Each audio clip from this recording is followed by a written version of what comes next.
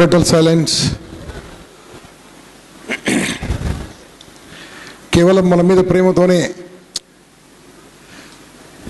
Sir ఎంత busy schedule ఉన్నా ఇంతమంది యూత్ ఇక్కడ ఉన్నారు. మీ అందరి గురించి మీ అందరితో ముచ్చటించడానికి వచ్చారు. మన అందరికీ ఆదర్శమైన జయప్రకాష్ నారాయణ గారు.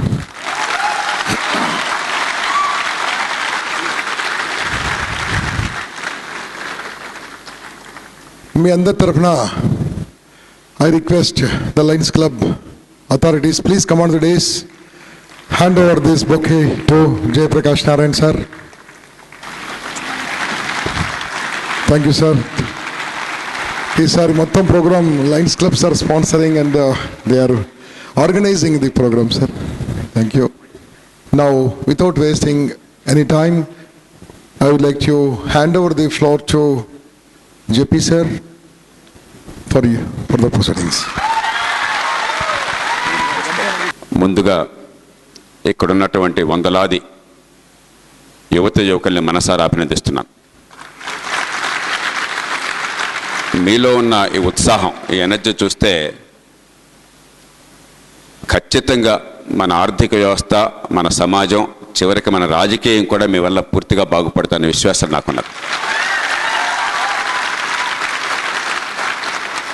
గంపా నాగేశ్వరరావు గారిని, లయన్స్ క్లబ్ వారిని, కృష్ణారెడ్డి ఇతర మిత్రుల్ని అందరినీ మనసారా అభినందిస్తున్నాను. ఈవేళ ఓ పక్కనేమో అద్భుతమైన అవకాశాలు మన ముందున్నాయి, మరో పక్కన మూర్ఖ పరిపాలన వల్ల, ఇంకంతకంటే పదం ఆడడం కష్టం, ముందు చూపు లేకపోవడం చేత, దేశాన్ని తెగబడి దోచుకోవటం తప్ప మన బిడ్డలకి భవిష్యత్తు ఎట్లా ఇవ్వాలని ఆలోచన లేకపోవటం చేత అవకాశాలు అద్భుతంగా ఉన్నా కూడా అవి అందకుండా పోతున్నాయి. మనం అంతా డెమోగ్రాఫిక్ డివిడెండ్ అంటున్నాం. విన్నారా మీరు ఎప్పుడన్నా? డెమోగ్రాఫిక్ డివిడెండ్ అంటే ఏంటి? పనిచేసే వయసులో ఒక దేశంలో ఎంతమంది ఉన్నారు, కండల్లో శక్తి, గుండెల్లో ధీమా, బుర్రలో తెలివితేటలు ఉన్నవాళ్ళు ఎంతమంది ఉన్నారు? ఎంత ఎక్కువ మంది ఉంటే ఆ దేశానికి అంత లాభం. చైనాలో ఒకప్పుడు జనాభా సమస్య అని చెప్పి అనుకుని 1 చైల్డ్ నామ్ పెట్టారు. అంటే ఒక కుటుంబంలో ఒక్క బిడ్డే ఉండాలి, అంతకంటే ఎక్కువ మంది పుడితే వాళ్ళకి పెనాల్టీలు వేశారు. ఇప్పుడు చైనా బాధపడుతోంది. ఎందుకంటే వాళ్ళ ఆర్థిక వ్యవస్థ వేగంగా పెరుగుతుంటే, ఉద్యోగాల కల్పన జరుగుతుంటే, ఉద్యోగాలు చేసేందుకు, పని చేసేందుకు, ఉత్పత్తి చేసేందుకు మనుషులు కరువు అవుతారు వచ్చే 10-20 ఏళ్ళు. ఇంకా ఇప్పటికి తగ్గల, కానీ క్రమక్రమంగా తగ్గే ప్రమాదం ఇప్పటికి తగ్గడం మొదలెట్టారు. ప్రతి ఏడాది చైనాలో పనిచేసే వాళ్ళ సంఖ్య 35 లక్షల మంది తగ్గుతున్నారు. ఇంకో 5-10 ఏళ్ళు పోతే ఏమైపోతామని భయపడుతున్నారు వాళ్ళు. కానీ మన దేశంలో ప్రతి ఏడాది 1,20,00,000 మంది జాబ్ మార్కెట్లోకి వస్తున్నారు. అంటే పని ఇవ్వాలే కానీ, ఆర్థిక వ్యవస్థని పెంచాలే కానీ, సమాజానికి పనికొచ్చే అవసరాలు తీర్చడం కోసం ఉత్పత్తిని పెంచాలే కానీ, మేం చేస్తాం, మేము సాధిస్తాం అని చెప్పని ప్రతి ఏడాది 1,20,00,000 మంది సిద్ధంగా ఉన్నారు. బహుశా 1,60,00,000, 1,80,00,000 మంది జనాభా ప్రతి ఏడాది 18 ఏళ్ళు దాటుతున్నారు. కానీ వాళ్ళ పనికి సిద్ధంగా ఉన్నవాళ్ళు 1,20,00,000 మంది ఏడాదికి. అంటే ఏడాదికి 1,20,00,000 ఉద్యోగాలు మనకు కావాలి, అంతే కదా? ఉపాధి కల్పించాలి. ఈ దద్దమ్మలు ఏం చేస్తున్నారో తెలుసా? చైనాలో మనలాంటి దశలోనే 20 ఏళ్లలో 20 కోట్ల ఉద్యోగాలను సృష్టిస్తే, 20 ఏళ్లలో 20 కోట్ల ఉద్యోగాలను సృష్టిస్తే, మన వాజమ్మలు 20 ఏళ్లలో 20 లక్షల ఉద్యోగాలను సృష్టించారు. అంటే ఎంతటి అవకాశం ఉంది, ఎంతటి అవసరం ఉంది, ఎంత దారుణంగా ఈ దుర్మార్గులు మనల్ని బిచ్చగాళ్ళుగా మార్చేశారో మీకు తెలుస్తుంది. ఈవేళ దేశంలో రాజకీయానికి, పరిపాలనకి, ఆర్థిక వ్యవస్థకి ఏదైనా ఒక్క మంత్రం ఉండాలంటే అది ఉపాధి, ఉపాధి, ఉపాధి కావాలి, ఇంకేది కాదు. ఉపాధి ఎక్కడి నుంచో రాదు, మన అవసరాలు తీర్చడం నుంచి వస్తుంది. మీలో ఈ ఫోన్లు ఉన్న వాళ్ళు ఒక్కసారి చేతులు ఎత్తండి. ఏదో ఫోన్ లేని వాళ్ళు ఎవరు లేరుగా? దాదాపు 100 కోట్ల ఫోన్లు ఉన్నాయి. ఈ దేశంలో ఎన్ని ఫోన్లు ఉత్పత్తి అవుతున్నాయో తెలుసా మీకు? ఈ దేశంలో ఎన్ని ఫోన్లు ఉత్పత్తి అవుతున్నాయో తెలుసా మీకు? Practically zero.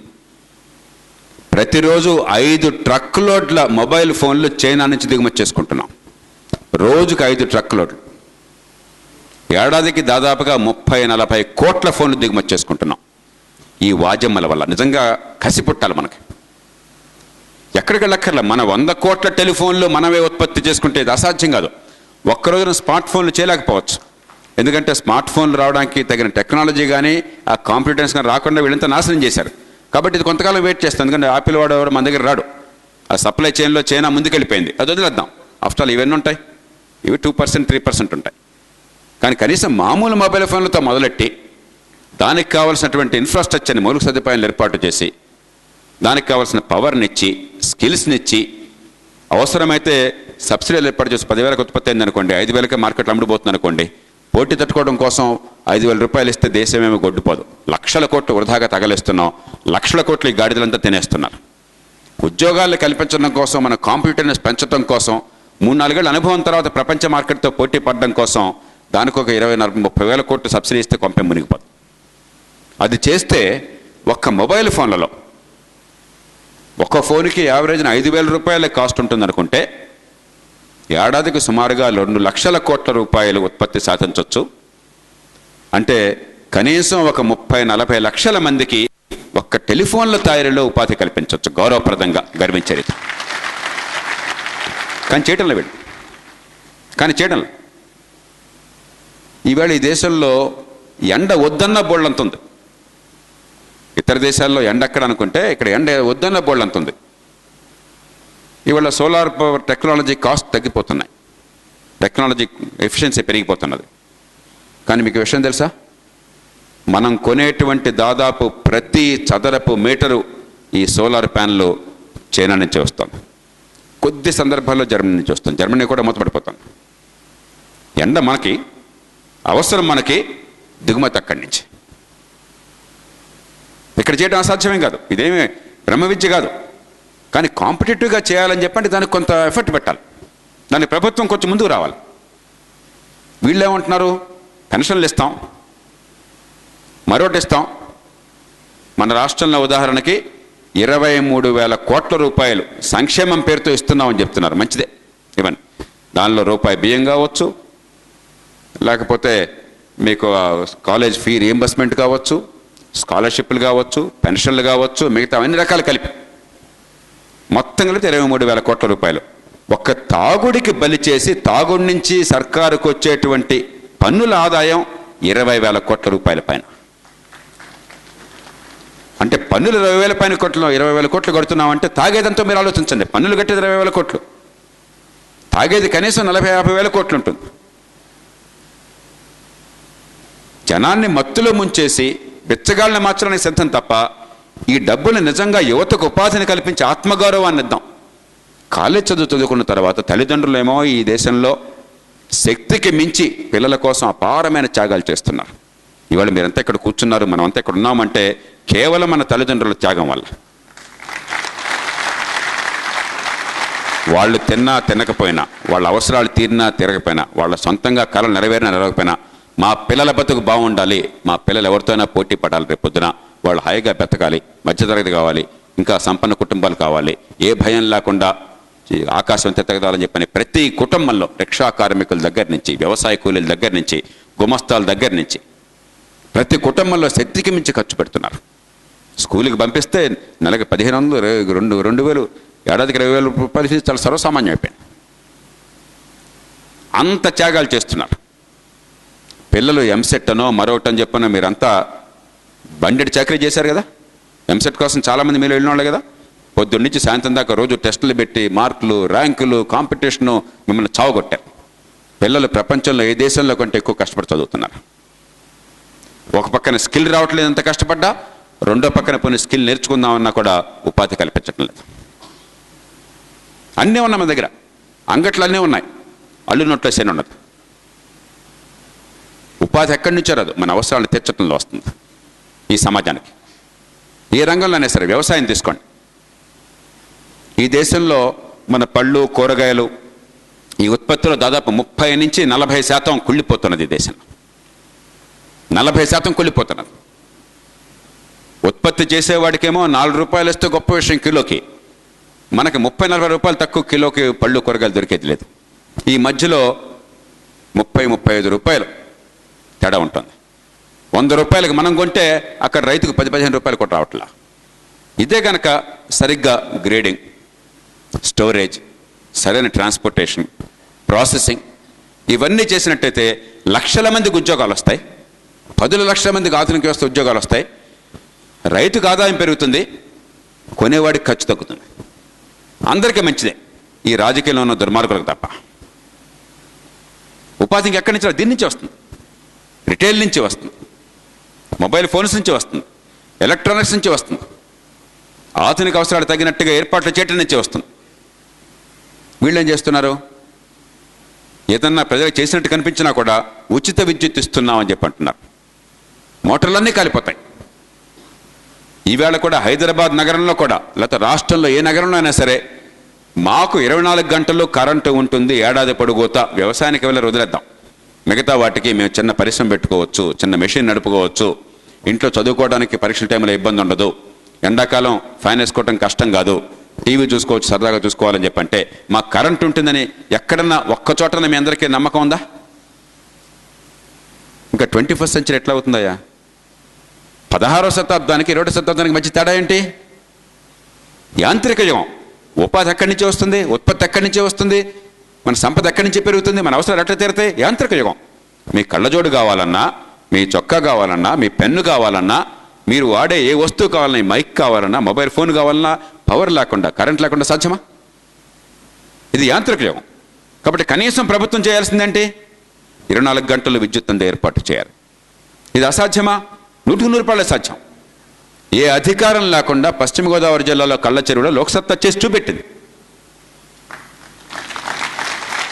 27% ఉన్న లైన్ లాసెస్ని 9% తగ్గించి, అంటే 18% తగ్గించి, అవినీతిని పూర్తిగా, ఎలక్ట్రికల్ సర్వీసెస్లో అవినీతి అనేది అడుగు ఒక్క మిల్లీమీటర్ కూడా లేకుండా చేసి, రూపాయి అవినీతి కూడా లేకుండా చేసి, అది వరకు రోజులు పట్టే ట్రాన్స్ఫార్మర్ రివైండింగ్ని ఏమైనా అవసరం వస్తే గంటల్లో ఏర్పాటు చేసి, అదివరకు 1000 రూపాయలు ఖర్చు అయితే రివైండింగ్కి 100 రూపాయల్లో ఖర్చు పెట్టించి 24 గంటల విద్యుత్ ఏర్పాటు చేయగలిగాం.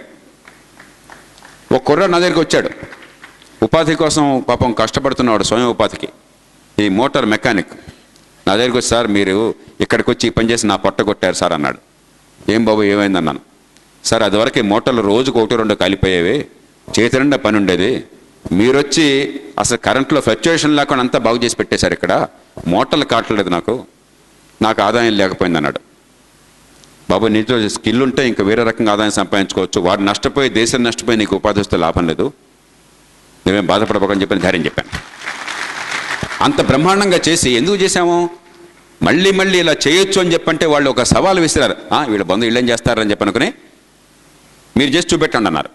మా వాళ్ళంతా సమర్పడితే నేను కొంచెం సందేహించాను, ఎందుకంటే అంత చుట్టూ అవినీతి సామ్రాజ్యం, మన చేయనివ్వరు, అడుగడుగున అడ్డుకునేది. అధికారం వాళ్ళ చేతిలో ఉంది, బాధ్యత మనకు పెడుతున్నారు. రేపొద్దున ఫెయిల్ అయిపోయినట్టయితే ఫెయిల్ అయిపోయామని తిడతారు, మన పరువు తీస్తారని చెప్పి జాగ్రత్తగా ఆలోచించి లేదు సార్ చేద్దామని కుర్రాళ్ళంతా ముందుకు వచ్చారు, ధైర్యంగా చేశారు. ఇవన్నీ ఎదుర్కొని ఈ పని చేసింది ఎందుకు అంటే రాష్ట్రం మొత్తంలో ఇట్లా చేయొచ్చు అని చూపెట్టడం కోసం అని చెప్పని. ఇది జరిగిన తర్వాత 2006లో నేను రాష్ట్రం మొత్తంలో ఇట్లా చేయమని చెప్పని ఈ ఉదాహరణ చూపెట్టి మాట్లాడడం మొదలెట్టాను. ఏం చేశారో తెలుసా? వెంటనే దాన్ని తిరిగి లాగేసుకుని 3 నెలల్లో పూర్తిగా నాశనం చేసి పారేసి నాకు చూపెట్టడానికి కూడా లేకుండా చేశారు. రాష్ట్రం అంతా 24 గంటలు కరెంటు ఎక్కడా కూడా కట్ కాకుండా అందరికీ వ్యవసాయానికి వెళ్ళకపోయినా వ్యవసాయేతర వినియోగానికి ఇచ్చే ఏర్పాటు చేయొచ్చయ్యా, ఇదిగో చేసి చూపెట్టాను, చేయండి అని చెప్పంటే, అది ఉంటే మెషిన్లు వస్తాయి, అది ఉంటే మోడర్న్ ఎకానమీ వస్తుంది, అది ఉంటే ఇండస్ట్రీ వస్తుంది, అది ఉంటే ఎంప్లాయ్మెంట్ వస్తుంది, గ్రామాలు కానీ పట్టణాలు కానీ ఆర్థికంగా పెరుగుతాయని చెప్పానంటే దాన్ని నాశనం చేసేదాకా ఊరుకోలేవాళ్ళు. ఇది వీళ్ళు చేస్తున్నది. ఈవేళ రాష్ట్రంలో ఈవేళ 9,000 కోట్ల రూపాయలు 9,000 కోట్ల రూపాయలు కరెంట్ సబ్సిడీకి ఇస్తున్నారు. కరెంట్లో లోటు ఉంది కాబట్టి, వచ్చే ఆదాయం కంటే అయ్యే ఖర్చు ఎక్కువ ఉంది కాబట్టి. అదే కేవలం 6,000 కోట్లు ఖర్చు పెట్టినట్టయితే హై వోల్టేజ్ డిస్ట్రిబ్యూషన్కి, వ్యవసాయ ట్రాన్స్ఫార్మర్ నాన్ అగ్రికల్చర్ అంతా సెపరేట్ చేయడానికి చేసినట్టయితే మనకి 20-25% ఆదా అవుతుంది, వృధా అంతా పోతుంది. ఆ కరెంట్ని మనకి మళ్ళీ వినియోగానికి మళ్లించవచ్చు, పరిశ్రమలు పడే పరిస్థితి ఉండదు. మీరు హైదరాబాద్లో చూస్తే గత సంవత్సరం, ఈ సంవత్సరమే సమ్మర్లో కొన్ని వేల పరిశ్రమలు మొదలుపడిపోయినాయి, 1,00,000 మంది కార్మికులు పాపం పని లేకుండా పోయారు. ఆధునిక వ్యవస్థలో ఒక్కసారి ఉత్పత్తి చేయలేకపోతే మీ పరిశ్రమ మూతపడితే మిగతా వాళ్ళంతా మౌనంగా కూర్చోట్ల. ఇతర రాష్ట్రాలు కానీ ఇతర దేశాలు కానీ వెంటనే సప్లై చేయడంలో కూడా దూరిపోతారు. ఇక వీడు సప్లై చేయలేకపోయాడు అని చెప్పంటే, సార్ మాకు కరెంట్ లేదు కాబట్టి మూతపడిపోయింది సార్, క్షమించండి సార్ అని చెప్పి ఎవడో మీకు ఆర్డర్లు ఇవ్వడం. వాడు పరిశ్రమ ఆపుకోడు, మీకు మార్కెట్ పోయినట్టే, ఇంకా పరిశ్రమ మూతపడినట్టే. ఈ పని చేయండి అని చెప్పంటే ఈ పని చేసే పరిస్థితి లేదు. ఇంకా ఉపాధి ఎక్కడి నుంచి వస్తుంది కరెంటు కూడా లేకుండా? అంటే మనకి కొంచెం విజ్ఞత ఉంటే, ఇంగిత జ్ఞానం ఉంటే ఈ దేశంలో కోట్ల ఉద్యోగాల్ని చైనా సృష్టించిన మనం సంబరపడక్కర్లా, చూసి మన నోట్లో వెళ్ళబెట్టి చూసుకోకర్లా, అద్భుతంగా అనుకుని మన దేశంలో అవసరం అన్నది. Water water everywhere but not a drop to drink అని చెప్పని కోల్రిడ్జ్ అన్నాడు ఏన్షియంట్ మెరైన్ అనే పద్యంలో. చుట్టూ ఎటు చూసినా కూడా సముద్రంలో ప్రయాణం చేస్తున్నాడు నావలో, ఎటు చూసినా కూడా జలధి మహాసముద్రం, కనుచూపు మేరలో భూమి కానరాదు, ఎటు చూస్తే నీళ్ళే. కానీ దాహం వేస్తే గుప్పెడు నీళ్లు తాగడానికి చొక్క నీళ్లు కూడా లేవు, నీళ్లు తాగితే చస్తాడు. మన దేశంలో ఎటు చూసిన ఉపాధికి అవకాశాలు పుష్కలంగా ఉన్నాయి, అవసరం ఉంది. కానీ ఉపాధిని సృష్టించేటువంటి రాజకీయం లేదు, ప్రభుత్వం లేదు. నిన్న మొన్న ఇన్ఫోసిస్ వాడు ఈ ఏడాది 15,000 మందిని తీసుకుంటానంటే అందరూ లొట్టలేసుకున్నారు. 127 కోట్ల జనాభా ఉన్న దేశంలో, ఏడాదికి 1,20,00,000 మంది ఉద్యోగాల కోసం కొత్తగా వస్తున్న దేశంలో ఓ పెద్ద కంపెనీ 15,000 మంది తీసుకుంటానంటే 15,000 మంది మనకు వస్తుందో ఛాన్స్ అని చెప్పిన మనం తెగబడుతున్నాం. 15,000 మందిని వాళ్ళు తీసుకోవటం ఎక్కడ? 1,20,00,000 మంది ప్రతి సంవత్సరం కూడా జాబ్ మార్కెట్లో వస్తున్న వాళ్ళు ఎక్కడ? సముద్రంలో కాకిరెట్ట. ఈ ప్రభుత్వాలు, ఈ రాజకీయ, ఈ పాలన మొత్తం ఒకే అంశం చుట్టూ తిరగాలి. ఉపాధి ఉపాధి ఉపాధి. దానికి అన్ని అవరోధాలను తొలగించాలి, అవినీతిని తొలగించాలి. ఈవేళ పరిశ్రమ పెడతానని చెప్పంటే కింది నుంచి పై దాకా, సేల్స్ ట్యాక్స్ రిజిస్ట్రేషన్ దగ్గర నుంచి కరెంట్ కనెక్షన్ దాకా దుంప తెంపటమే కదా, అవినీతే కదా, ఆపేయటమే కదా, చావగొట్టమే కదా. పోనీ అవన్నీ అధిగమించి చేస్తామని చెప్పంటే కరెంట్ ఉండదు, నీళ్ళెవరు, భూమి ఉండదు, ఇంకెట్లా వస్తాయి పరిశ్రమలు? మీకు ఇక్కడ ఈ 6 రోజులు ఈ కార్యక్రమంలో మీ స్కిల్స్ పెంచుతున్నారు, సాఫ్ట్ స్కిల్స్ పెంచుతున్నారు, ఆత్మవిశ్వాసాన్ని ఇస్తున్నారు. అవన్నీ చాలా అవసరం ఉంది. ముందులో మనలో శక్తి లేకపోతే, మన కండల్లో బలం కావాలా, గుండెల్లో ధైర్యం కావాలా, మనకి ఆ మేధస్సు, ఆ సంకల్పం, ఆ నైపుణ్యం కావాలి. ఇవి లేకుండా ఉపాధి రాదు ఆధునిక యుగంలో. చదువుకున్నాం, డిగ్రీకి అవుతుంది కాబట్టి ఉపాధి ఇవ్వడు. కానీ రెండో పక్కన ఇంకో పార్శ్వం అన్నది. ఈ రాజకీయం, ఈ పరిపాలన ఉపాధి కల్పన కోసం ఆర్థిక వ్యవస్థ నిర్మాణం చేయకుండా తాత్కాలికమైన తాయిలాలు ఇచ్చి మిగతా డబ్బంతా కూడా దోచేసుకుని అధికారాన్ని సొంత ప్రయోజనం కోసం వాడుకుని, వాళ్ళకు ఉపాధి అంటే వాళ్ళ కొడుకులకి కూతుళ్ళకి ఎమ్మెల్యే ఎంపీలు సీట్లు ఇవ్వాలా, వాళ్ళందరినీ రేపొద్దున మన నెత్తి మీద పనికిమాలిన వాజమనందరినీ నాయకులకు కూర్చోబెట్టాలా. ఇది కాదు ఉపాధి అంటే. దాన్ని మార్చకపోతే, విధానాలనే కేవలం మనుషుల్ని మార్చడం కాదు, విధానాలని మార్చాలి. మంచి ఉద్దేశంతో వచ్చిన వాళ్ళు కూడా తప్పటడుగులు వేస్తున్నారు. ఢిల్లీలో ఆమ్ ఆద్మీ వచ్చింది, సంతోషించాం, లోక్సత్తా వాళ్ళంతా బోడంత మద్దతు ఇచ్చారు. మొట్టమొదటి చేసింది ఏంటి? విద్యుత్తుకి 7,000 కోట్లు సబ్సిడీ. ఢిల్లీ ఒక నగరం, ఆఫ్టర్ ఒక నగరం, యూనియన్ టెరిటరీ అది. ఒక్క ఢిల్లీలో ఇప్పటికే 1,500 కోట్లు లోటు ఉంటే, దేశం మొత్తంలో లోయెస్ట్ టారిఫ్ ఉంటే ఇంకో 7,000 కోట్ల సబ్సిడీ. ఓట్ల కోసం ఏదైనా చేస్తాం. 7,000 కోట్లే కనుక అక్కడ పెట్టుబడులు మరింత పెట్టించి, మరింత మౌలిక సదుపాయాలను బాగా కల్పన చేసి, మరింత ఉపాధి కల్పన ఏర్పాట్లు చేసి, ఇదిగో 5 లక్షల మందికి ఉద్యోగాలు ఇచ్చి ఏర్పాటు చేసామంటే సంతోషించేవాళ్ళం. దానిలో ఓట్లు కనిపించాలి ఆమ్ ఆద్మీ పార్టీకి కూడా. మన జాతి దురదృష్టం చూడండి. ఓటుకి డబ్బులు ఇవ్వటం లేదు నిజమే, సంతోషిద్దాం. కులం మొత్తం చెప్పలేదు నిజమే, కానీ మిగతా విషయాల్లో, మిగతా ఈ సాంప్రదాయ పార్టీలు తీసుకోకుండా వీళ్ళు కూడా చేస్తున్నారు. అంటే రాజకీయం అంటే ఇంతే. రాజకీయం అంటే జనాన్ని పూర్తిగా బోల్తా కొట్టించడమే, వాళ్ళ పన్ను డబ్బులన్నీ కూడా ఈ పూట తినేసరి పొద్దున ప్రకటన చేసేయటమే. ఈ రకమైన రాజకీయం తయారైంది. ఎప్పుడో 30 ఏళ్ల క్రితం, కరెక్ట్గా 1983లో 30 ఏళ్ల క్రితం ఎన్టీ రామారావు గారు 2 రూపాయల బియ్యం పెట్టాడు. ఆనాడు 2 రూపాయలు అంటే వాళ్ళ తమ్ముడు 30 ఏళ్ల క్రితం 2 రూపాయలు అంటే వాళ్ళు దాని వాల్యూ ఎంత ఉంటుంది? ఓ 10-15 అన్న వేసుకోవచ్చు కదా, ఎంతో కరెక్ట్ చెప్పలేం కానీ. అంటే వాళ్ళ 10-15 రూపాయల రేటు, అంతేనా? ఆనాడు ఇప్పటి రూపాయల్లో 15 రూపాయల రేటుతో ఆయన 2 రూపాయల బియ్యం పెడితే అది 50 లక్షల కార్డులు ఆనాడు, 55 లక్షల కార్డులు. ఏమన్నాడు ఆయన? మాలాంటి వాళ్ళ అందరం ఇది పద్ధతి కాదండి, ఆదాయం పెంచి ఏర్పాటు చేయండి, పిచ్చి పనులు వద్దంటే నాతో స్వయంగా అన్నాడు. బహిరంగ ఎన్నోసార్లు చెప్పాడు ఆయన. కాలేకడికి అన్నం పెట్టకపోతే మనం ఎందుకు చెప్పారు గారు అని చెప్పారు. మంచి హావభావాలతో ఆయన మంచి చేసి చెప్తారు కదా, అలా చెప్పాడు. 30 ఏళ్ళైంది. సోదరా, ఈవేళ ఏ రేటుకి ఇస్తున్నారు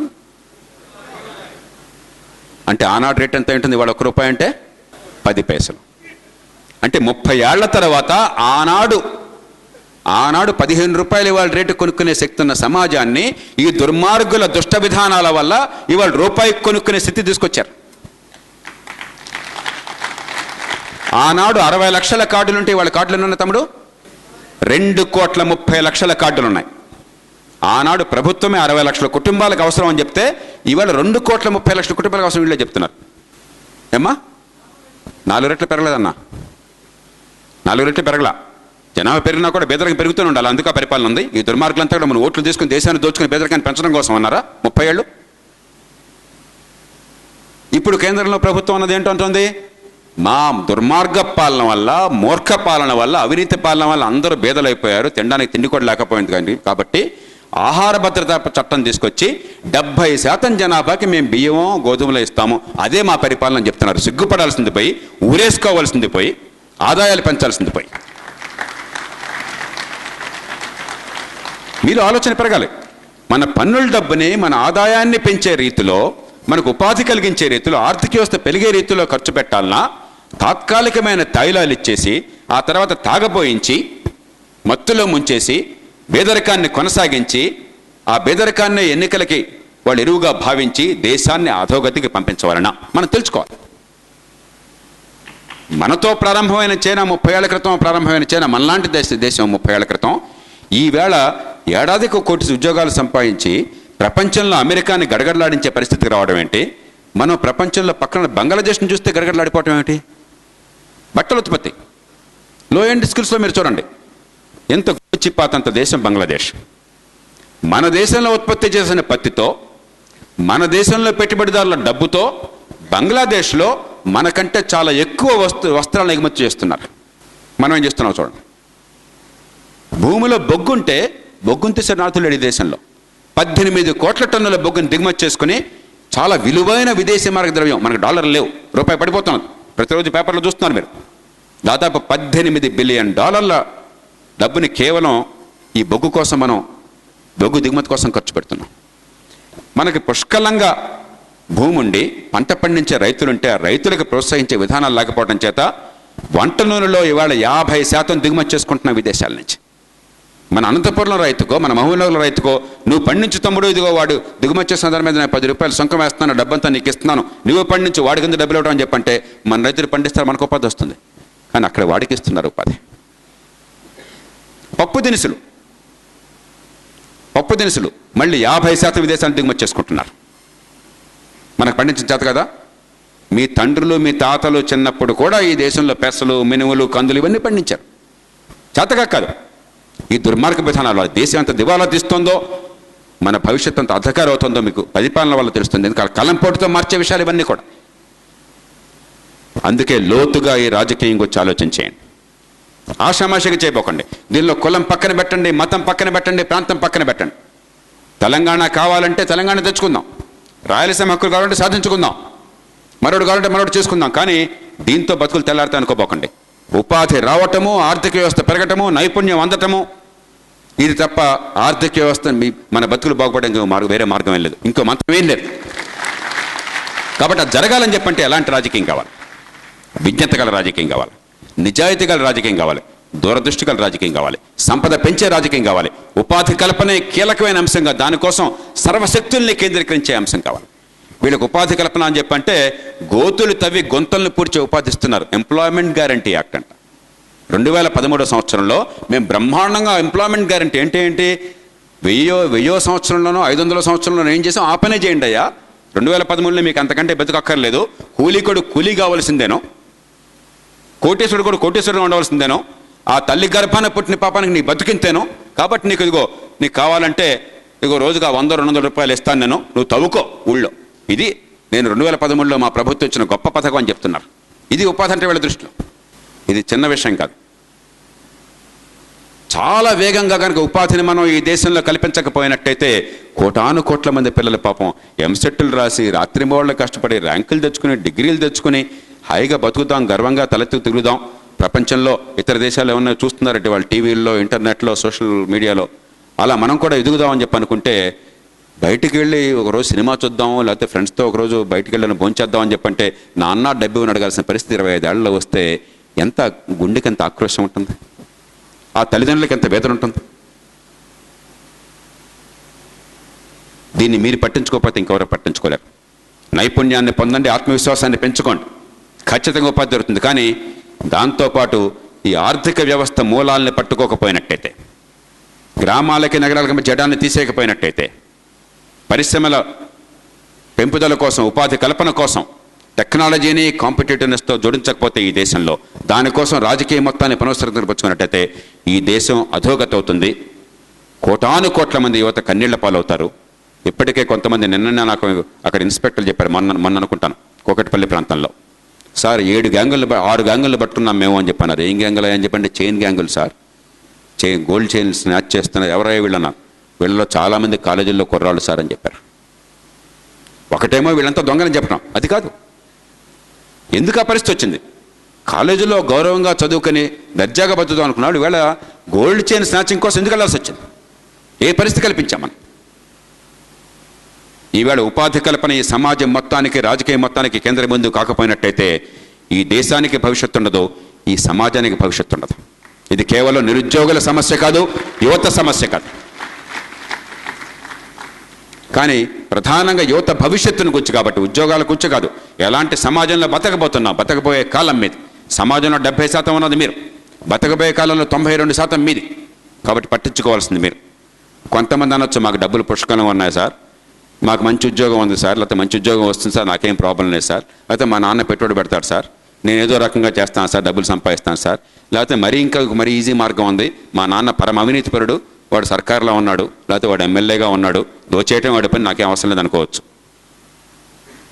ఒకవేళ కోట్లు సంపాదించిన కొంతమందికి అవకాశాలు దక్కిన, కొద్దిమందికి దక్కుతున్నాయి, అసలు అందరికి దక్కట్లేదు అంటం లేదు, దక్కిన వాళ్ళు ఆర్థికంగా ఎదిగిన, అక్కడ ముఖేష్ అంబానీ కట్ల లాంటి పెద్ద పెద్ద మేడ ఆకి పిల్లల్ని కుడుతుంది.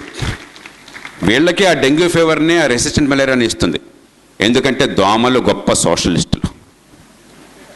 దోమలకి కులాలు, మతాలు, వర్గాలు, ఈ హోదాలు, అంతస్తులు, అధికారాలు, ఎక్కువ తక్కువ తేడాలు, చదువు ఉందా లేదా ఈ భేదాలు లేవు. దోమకు తెలిసింది మనిషిని కొట్టడమే.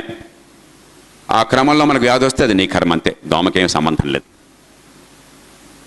కాబట్టి ఈ పోరాటం ఈ దేశంలో ప్రతి ఒక్కళ్ళ పోరాటం, కులానికి అతీతమైన పోరాటం, మతానికి అతీతమైన పోరాటం, ప్రాంతానికి అతీతమైన పోరాటం, భాషకు అతీతమైన పోరాటం. మీరందరూ ఒక అద్భుతమైన యుగంలో ఉన్నారు.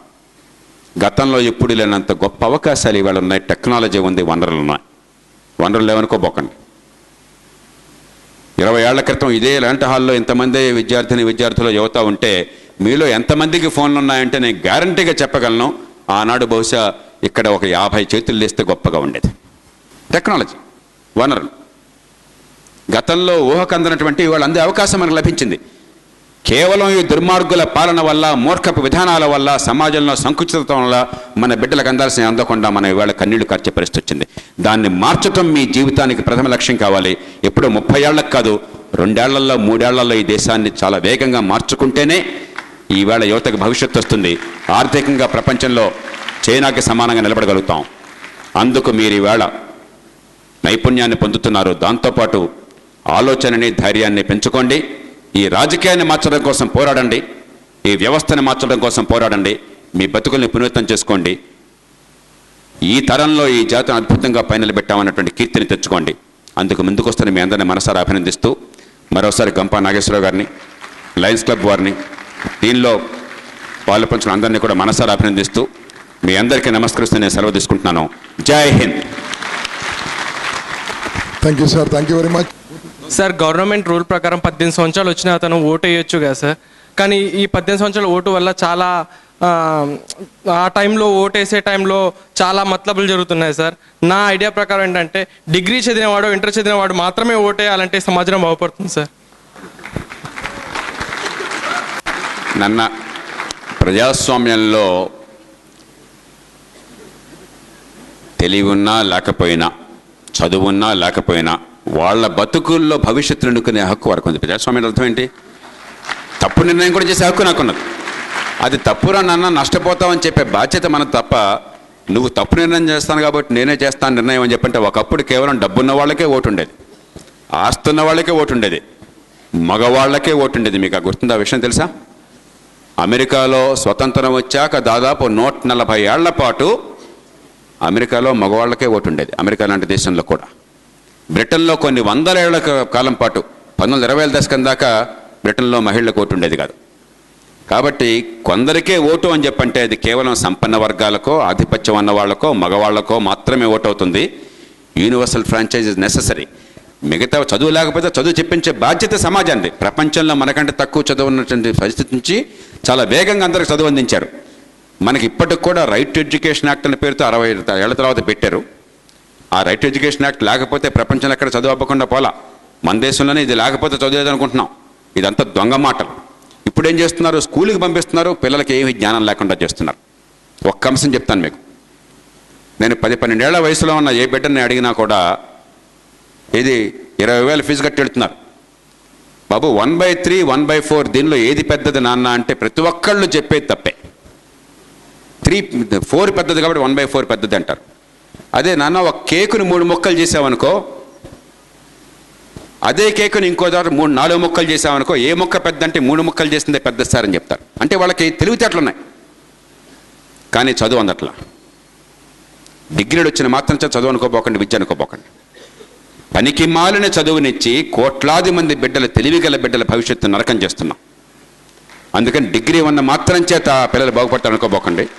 డిగ్రీ వెళ్ళిన వాడు తక్కువ అనుకోపోకండి. ప్రతి ఒక్కళ్ళకే మంచి విద్య అందించడం సమాజం కనీస బాధ్యత. ఆ తర్వాత పనికొచ్చి ఉపాధి అందించడం. అందుకు మనం ఈవేళ చాలా ఆలస్యంగా, 60 ఏళ్ళ ఆలస్యంగా ఈ దేశంలో దాన్ని ప్రధానమైన అంశంగా పెట్టుకుని ఈ దేశంలో మార్పు తీసుకురావాలి.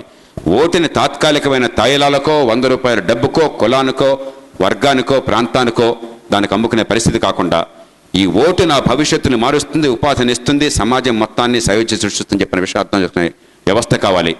ప్రతి ఒక్కళ్ళు దయచేసి ఓటర్లుగా నమోదవ్వండి. అయ్యారు అందరూ? ఖచ్చితంగా ఓటు వేయండి, 100 మందితో ఓటు వేయించండి. మనసు చెప్పినట్టు ఓటు వేయండి. అందుకు సిద్ధమవుతారని ఆశిస్తూ మరోసారి మీ అందరికీ నమస్కారం. Please felicitate small felicitation from Lions Club. So small, please. Hey, you, sorry. Thank you, sir. Small token, sir. This is small. Yes. Thank you, sir.